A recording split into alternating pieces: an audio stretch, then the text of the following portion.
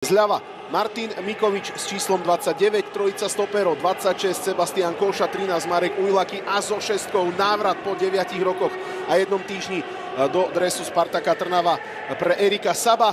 No a vedľa neho na pravom kraji obrany Libor Holík so štvorkou, v strede by to mal byť so sedmičkou Robo Pich, ďalej so šestkou kapitán Roman Procházka a s 80-kou Adrian Zelkovič.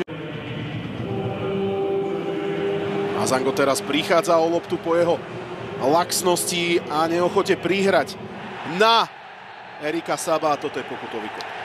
27-ročný hrotový útočník Wisly Krakov Ángel Rodado versus Žiga Frelich. Frelich síce vystihol smer letu lopty, ale Rodado v 43. minúte posiela Wislu do vedenia 1-0. Najmä z toho ťaží a ide opäť smerom dopredu. Lopta už je v pokutovom území a je to gól!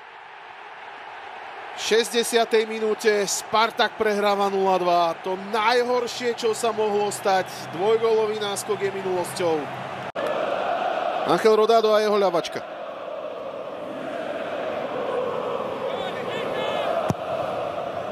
Rodado zarotoval to priamo na hlavu Alana Urigu. A to najhoršie, čo sa mohlo stať. Uvidíme minimálne penalty.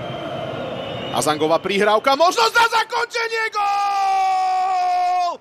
Michal Ďuriš s jeho tradičnou oslavou. Duarteho oblúčik, pozor na Baenu, Frelich inkasoval gól. Pane Bože, prečo? Ale rozkľúčujeme si to celé. Áno, Baena bol v postavení mimo hry.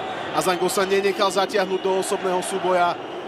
Toto by bolo veľmi kruté aj pre Žigu Frelicha, keď by inkasoval takýto gól. Penaltová dráma je skutočnosťou po 120 minútach.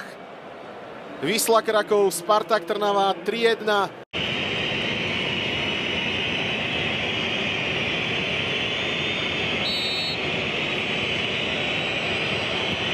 Ďuriš nedal.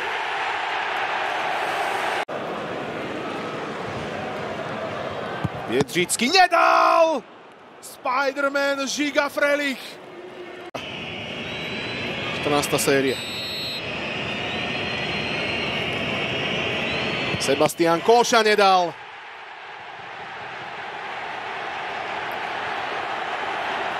A je koniec.